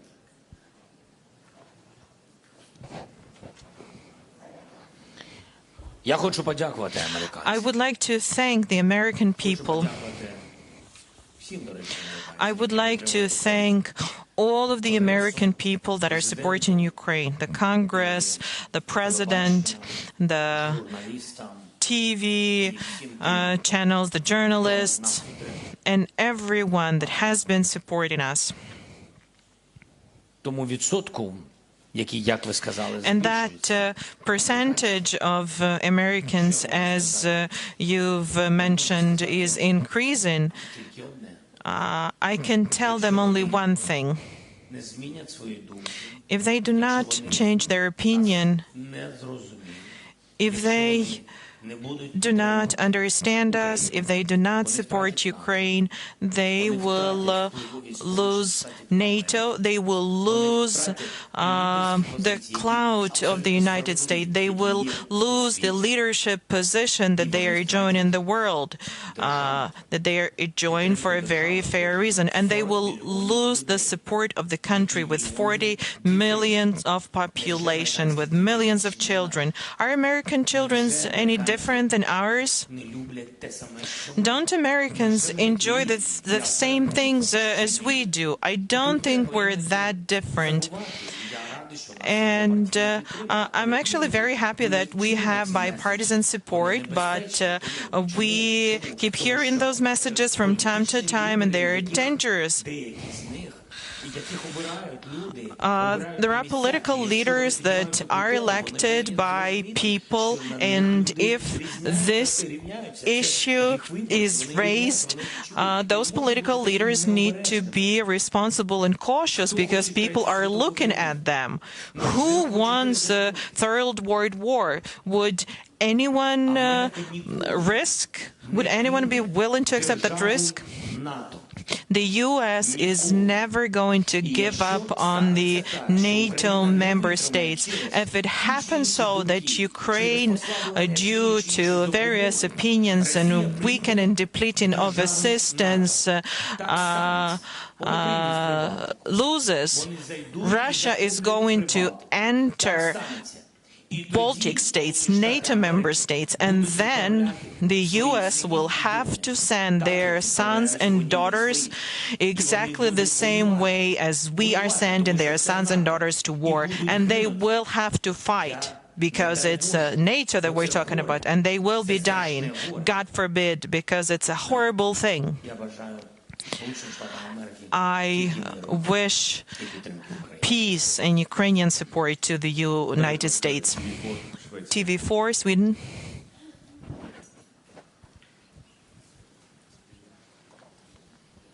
Thank you, Mr. President. I'm Anders Kraft from Swedish TV4. Thank you for your hospitality. The people here are very nice. It's my first time in Ukraine. Today, Sweden decided to donate or send more tanks and more military aid, including Leopard tanks. Do you have a special message, something for my viewers, the Swedes, today? I would like to thank them.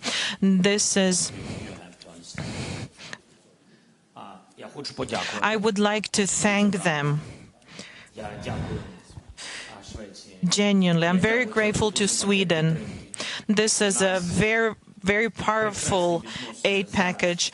We are enjoying amazing relations with Sweden, with the Swedish leadership at various levels.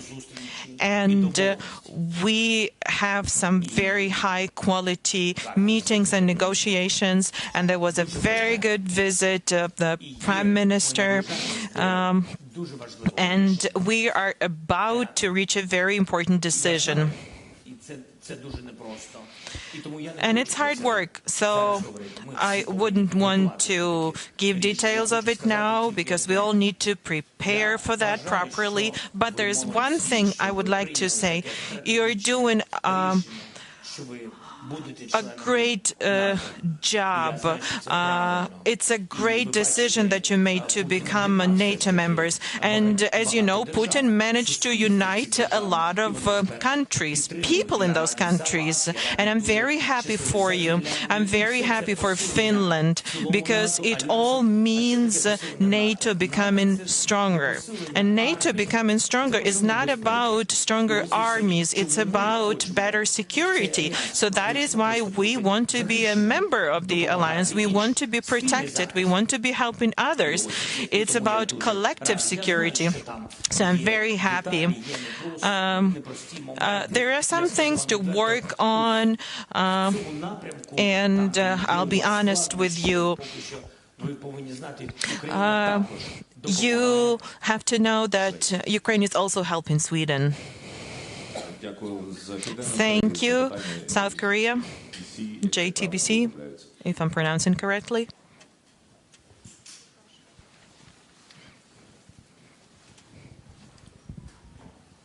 Thank you, Mr. President. I'm Hong, JTBC from South Korea, and I have one question. Recently, NATO Secretary General urged South Korea to allow direct arms support to Ukraine. Has the Ukraine government asked South Korea for direct arms support, and can you tell me why?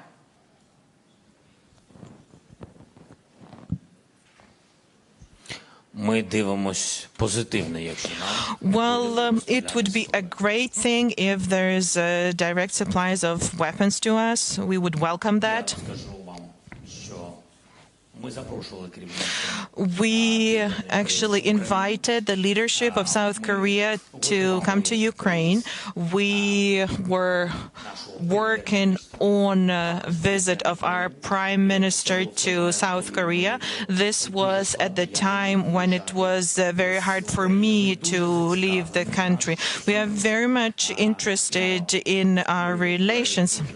Our bilateral relations. That is very important for us, and I think that we can continue it, and that's it.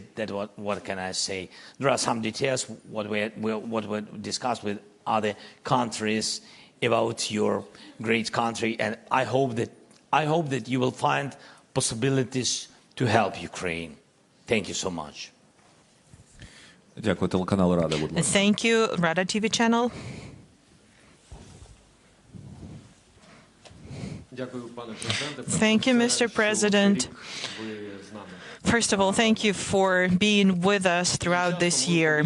Very often we hear since the onset of the full-scale war some public forecasts, some information about critical moments, turning points. I don't think that these are the terms and concepts that are used at the Supreme Commander's HQ. But I have to ask a question. What are the odds of physically returning Crimea back to Ukraine, and what would be the reintegration solutions for Crimea that hasn't been with us since 2014. Everyone in Ukraine really wants the next step to be the final one, the victorious one. And very often someone gets emotional when talking to the media, even governmental officials of different levels. They sometimes say that in some time this and that is going to happen. Why? Because everybody wants it to happen. Everybody wants to bring back all of our territories. Well, we're all human beings. Sometimes these are mistakes, but we want the victory so bad because we deserve it. We really want the war to be over. We really want peace. We really want to return everything, to return our people, to bring our people back. This is what we want. We want our military, our defenders to come back alive. We want life to return to Ukraine. It is not enough. Emotions do not suffice. Emotional statements are not enough. So regarding steps to be taken, there's only one thing that I can say. It all depends on us, and I'm grateful to you for being here throughout this year, and it all depends on us. There are military steps to be taken, and we are getting ready. We are ready in spirit, and we are getting ready as far as weapons are concerned, as far as forming brigades, attack brigades are concerned. We are sending different people to train, not only in Ukraine. We're sending people to train in other countries because there are different weapons and we need to be ready. And there will be fair deoccupation steps and measures, and we can only hope that they succeed. BC, please. First row. Mr. President, you've made clear your belief that you can win the war this year. You've been clear about the importance of support and the speed at which it arrives. I wonder if in a year's time that victory doesn't arrive and you host a similar meeting like this, what do you think the most likely reason for that lack of victory would be? And if I could respectfully ask you to answer in English, I'd be very grateful. Dziękuję.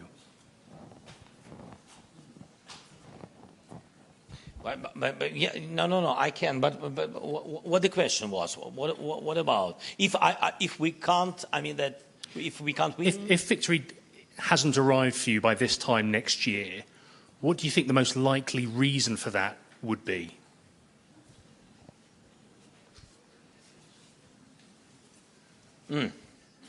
Okay, so the most important thing that the unity, that's true, because in the unity there is a huge support or weak support.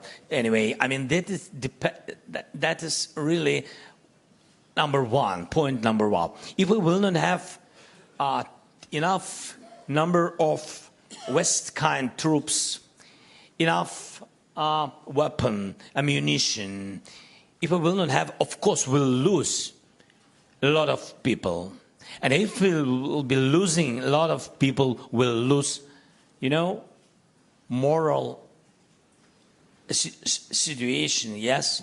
And it will be another challenge for our country. We will not be so strong in the country, in Ukraine. And that is the biggest problem, what can be. I don't want to think about it. That is the problem. If we'll meet on the 24th next year, 24th of February, and we'll be at the same position where we are now, that is dramatic moment. I don't want to think about it. And you forget all your words.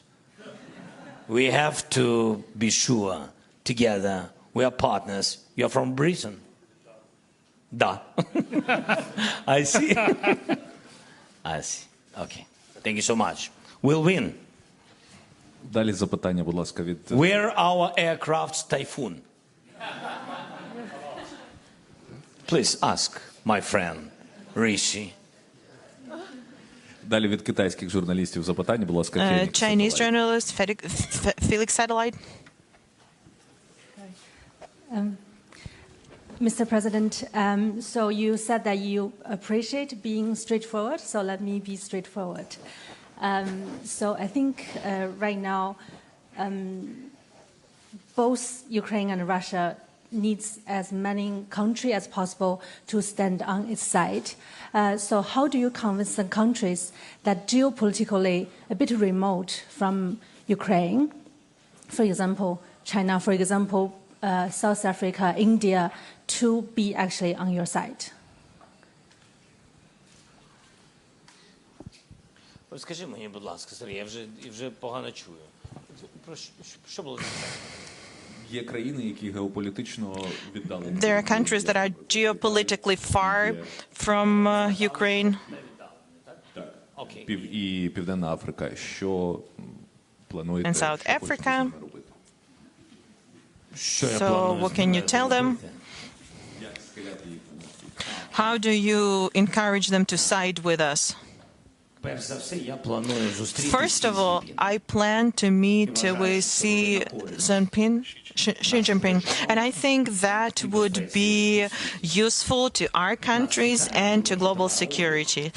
We have a significant commodities turnover, trade with China. And, we are the countries that are interested in preserving our economic relations. As far as I know, China respects territorial integrity, historic territorial integrity, which means that China needs to do its best to make sure that Russian Federation withdraws from our territory, because that's what respect for territorial integrity and sovereignty is. Would you agree with me? Yes. It's great. It's very good, soft step forward. І це дуже важливо, що ми одне одного розуміємо. And it's great that we are on the same page. You see, I'm already starting public diplomatic relations here. I think live people cannot be killed. Would you agree with me?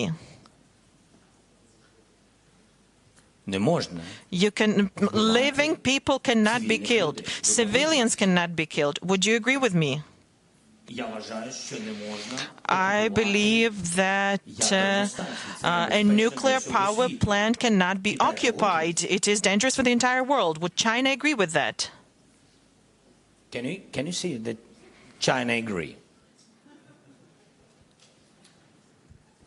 І я вважаю, що And I believe that we need to respect international law and UN treaty. This suggests that China supports Ukraine's peace formula. Would you agree with that? You see, we have so many common issues. We have to speak between us without somebody else. Okay.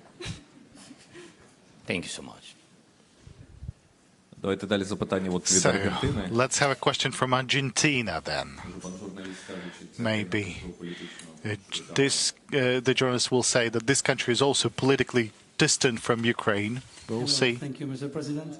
I want to ask for a selfie, but maybe an exclusive interview would be great. Could be after We'll discuss it later. It has been said many times that this is a war not only about territory, but about two different ways of understanding the war. It's a war of values. Taking into account this difference, in which place do you think, in which place do you place the countries of South America, taking into account that Argentina, Venezuela, Mexico, they have some roots or sub-bounds with Russia. And this, I'm talking about the government, not the people, which is completely different. So this is my question. In which of these two ways of understanding the war do you place our countries? And if there is any specific support that you will expect from us? Thank you. Дякую за Thank you for the question. I have answered partially the questions on South America. We are interested in having relations, in understanding what exactly is happening in Ukraine. The Russian Federation has made a large informational campaign on the territory of Latin American countries based on their previous bounds. We are interested in you learning the true information. We have shared values. I don't want to repeat about this. We need to talk, really. We need to talk, and Ukraine has to talk to all the countries now, to all the countries that are not willing to support the destruction of the territories, the destruction of the states. We have to talk, because we're all interested in global security, because there are so many natural challenges. You can see what's happening around us, and therefore we have to think how to preserve the humans, the environment, the planet for our new generations, but we shouldn't think of how to occupy, how to make aggressive steps, how to wage wars, and how to create war and create military conflicts. So at this point, we are on the safe side. Same side. I just want us to know one another. We are lacking the embassies. Unfortunately, we weren't represented at all the continents that we talk about now so much. And we talk a lot, and this is not a coincidence. And answering your question, what role, what priority role is played? We believe you as equals. We treat you as equals. We treat you as countries that have a priority in terms of the relationship and building relationship. We can think not only about the security, we can also talk about things that are so much important to your business, to your people, anything that you might be economically interested in. Now the question from Reuters. I think it's in the other corner. Please. Max Gunder from Reuters. Currently, the United States still have not provided Ukraine with long-range weapons like ATACMS that Ukraine have requested. Now, does that make the occupation more complicated this year? Thank you for this question. I had a very frank conversation with the United States and with the EU countries, and that's one of the reasons for me to go to the EU and to UK and to the United States. Now, they know. You know, it's hard to kind of realize, based on the informational space, what was in Kherson, what was the deoccupation steps,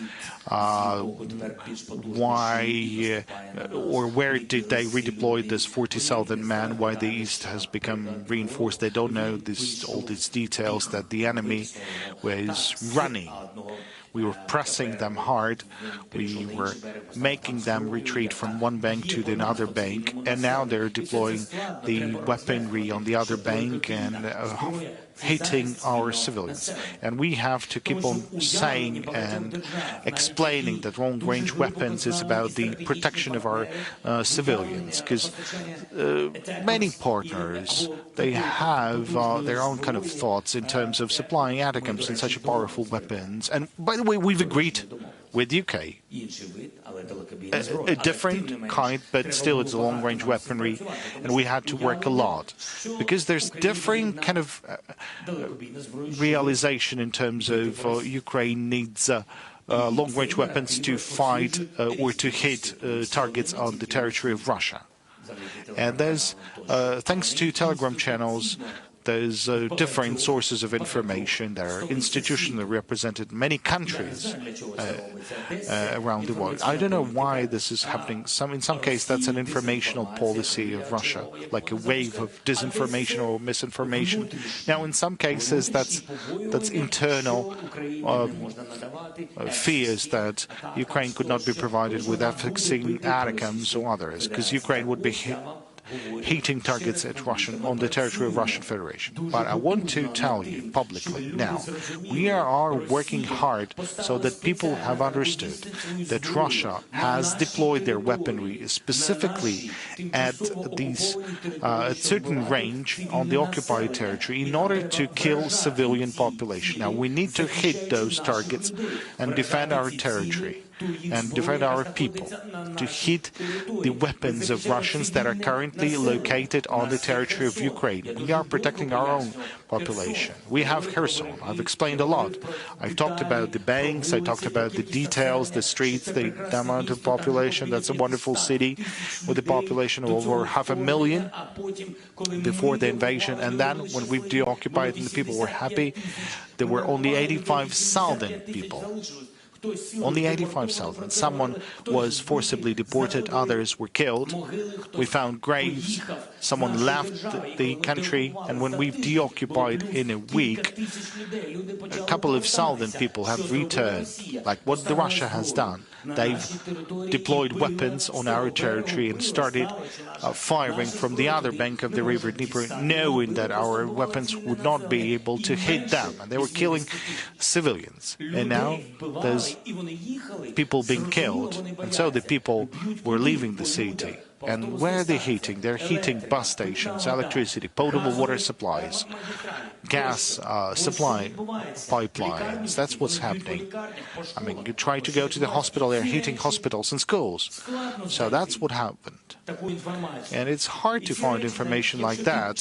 So even if you be reading things like that, you know how many spams are there in addition to the correct information. That's why any person, different leaders, they're reading, they get reports from intelligence, but still, I mean, you can trust that or not. You need an emotion as well. People would need to understand this, and they would need to receive true information from Ukraine. So that's why we need to talk to Africa, to Latin America on different matters, and really we need to talk to US, to EU, so that we would be provided with long-range weaponry. This is a challenge. Another bigger challenge is the aircrafts, but we need to exert pressure. We need to keep on talking.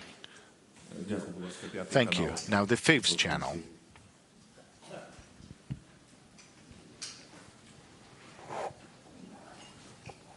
Mr. President, thank you for having a chance to have this question by the fifth channel. We were disconnected from the news environment. We were not allowed to operate. But when US and NATO were warning about full-scale war, you called upon Ukrainians to not listen to the provocation. Now, do you kind of rethink that shouldn't be the case? And do you think that it was your personal mistake that the citizens were not well prepared for this war? And what could be the punishment for the ex-head of the security service of Ukraine and your friend Ivan Bakanov? Do you think he's in Ukraine? And do you agree that because of SSU? Thank you for report. It was good. I thought I was here on the 24th of February. I wasn't going anywhere. And I think that's important, that we have not lost the country. And yes, it's thanks to the people of Ukraine, and that's thanks to the armed forces of Ukraine. And I guess that's thanks to me as well, a bit. Well, that's many people think so. I'm not a hero, but at least I've done something since we're here in the deoccupied Kiev, in many of the deoccupied cities of our country. Maybe I did something. We have NATO weaponry, and we are fighting, and we're not signing any treacherous agreements like Minsk agreements or whatsoever. Well, that might be not something that is comfortable for you to hear, but I'm grateful for your presence. It's great. And I know that you will be here still. You will still work. That's wonderful. But what's the essence? That we will win. Well, no matter what president, what sort of president do you have? I mean, with the former president, you did not win. So I'm grateful to the journalists, to soldiers, to journalists. And it's good that you're on TV, and it's good that despite different accusations that I'm a president of Ukraine, that I have destroyed the Russian presence in the Ukrainian parliament, I have destroyed the Russian channels in Ukraine, and I have destroyed the oligarchs. I'm sorry, but one of those oligarchs is the owner of your country, of your channel. Apologize, of your channel. Let's have the next question from the Latvian channel, please. Thank you. Mr. President, we in the Baltic states and in Latvia, of course, totally understand that Ukraine is fighting also for us, and we are really thankful and appreciate that. But you also mentioned that Russia might be interested in to attack NATO member states. So after all this very extremely difficult year and bearing in mind all your experience, what would you advise to the Baltic states how to live in this time? Despite that we are NATO member states, EU country, but still we are bordering Russia and we have been threatened all of the time. Thank you. From the first day, thank you very much. I really appreciate for all that support the Baltic countries gave to Ukraine, and you know that from the first days of occupation and even before it, we had such important conversations and decisions from all the Baltic countries. Especially, I had meetings with Gitanas Nausėda, the president of Litva, and Lithuanian president, and with Latvia we have, and Estonia. All the countries are on our side from the very, very beginning. And when I'm speaking about the very beginning, we are speaking about 2014. So it's so important that we have such friends, strategic friends, really warm friends, real friends. That is important. And what can I recommend? We always, Ukrainian, will remember all that support you've done. And of course, we'll be together with you. And I wish you peace. And we'll stay strong. And I know that you will never be alone. All your people, all your great nation. Somebody said that Baltic countries, small countries, maybe small country, but very big and great nation. Thank you so much. Дякую. Від польських питання, будь ласка, від ТВП. Now the question from the Polish colleagues from TVP. And if possible, could you please change the system for hearing the interpretation? Two brief questions. You have a peace formula. We already know that, and that these are conditions for talks with Russia. But we know that Russia is not willing to respond to that. Now, how far do you need to go in order to make Russia sit at the negotiations table? Or the only way is to make Russians withdraw their forces? Or maybe, I don't know, have Ukrainian tanks in Moscow. And since we have television colleagues from many countries, there are people waiting for the safe skies in Ukraine. So Germany, Romania, Poland, UK, Spain. Now, what would you tell well, any message you would like to address to the Ukrainians, to refugees staying in those countries, since we have so many journalists from those countries? Well, in the beginning, you said about negotiations. I think that under current conditions, that's something we've already talked about this. But still, we need to be strong. And in order to be strong, in any negotiations, Ukraine needs to be strong on the battlefield. Now, in this case, you can reach a fair peace under conditions of a civilized world. And I think that's the most important. If you retreat, if you are occupied, if you are diminished, and that's what Russia has done by reaching Kiev when they've occupied a part of our country. And you've seen their response. They've provided ultimatums. They were torturing people. So we know the result when they're strong and when we are occupied.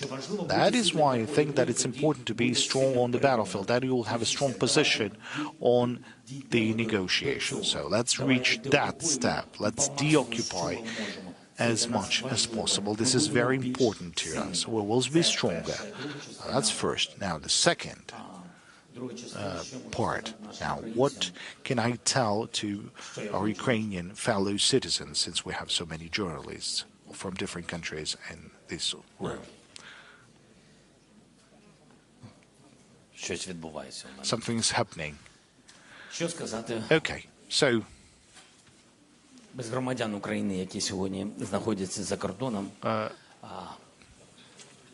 without the citizens of Ukraine that are currently located abroad, our country cannot be powerful. Without you, fellow Ukrainians, with all the love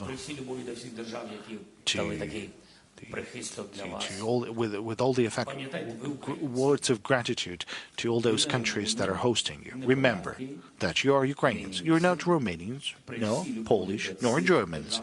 Now, with all the words of gratitude to those countries that are hosting you, they've done a lot. They're supporting you. But I want you to know, when you'll be ready, when you'll be able, I would really like you to return. I'm not calling upon you right now to return. That's your security, that's your choice, that's your safety. But I want you to know that you're the very same Ukrainians as everyone. We are waiting for the return of the normal life. So please return, because we need to rebuild our wonderful country, because that country is built for all the people, for all those who are currently fighting and defending our country, and for all those who had to leave temporarily. Ukrainians, well, they are forever Ukrainians, even though they left the country for some time. Now, this is almost the end of the press conference. We still can take two questions. So let's have one from Obozrevатель and Ukraina. Thank you for the possibility to ask this question. The question on the security guarantees that we've touched upon earlier. Just recently, Andriy Yermak said that we're about to have the security agreements, security guarantees, and Rishi Sunak said that hopefully they could be approved by July. And what are other countries considering these, the approval of the security guarantees? Anyone before the war and after the war? Thank you very much. We would like to have security guarantees on our pathway to NATO. We do not know when exactly we are going to make it there. It's not up to Ukraine at the moment. Ukraine has shown its strength on the battlefield, and it also showed that our public supports it. Regarding challenges, we really need security guarantees. We are negotiating that with the EU countries, with the UK, with the United States of America. So this is the circle of those that we've talked about it at the moment. When that is going to happen, I do not know.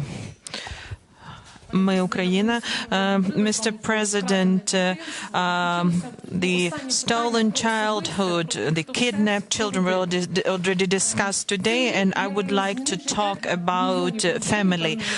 This year has changed a lot for millions of families, and it probably affected your family as well. First Lady has been referred to as by international observers as a symbol of resilience, and her voice is heard at various international platforms. So my question is, how did this 365 days of full-scale invasion change your relations with your family? If you could answer that. This is the last question, so I would really like to hear something about something personal. The final question and the hardest one. I love them. I love my family. I love my wife. My children are the most important people for me. I do not get to see them often. My parents, I don't have any opportunities to see them. I'm very proud of my wife.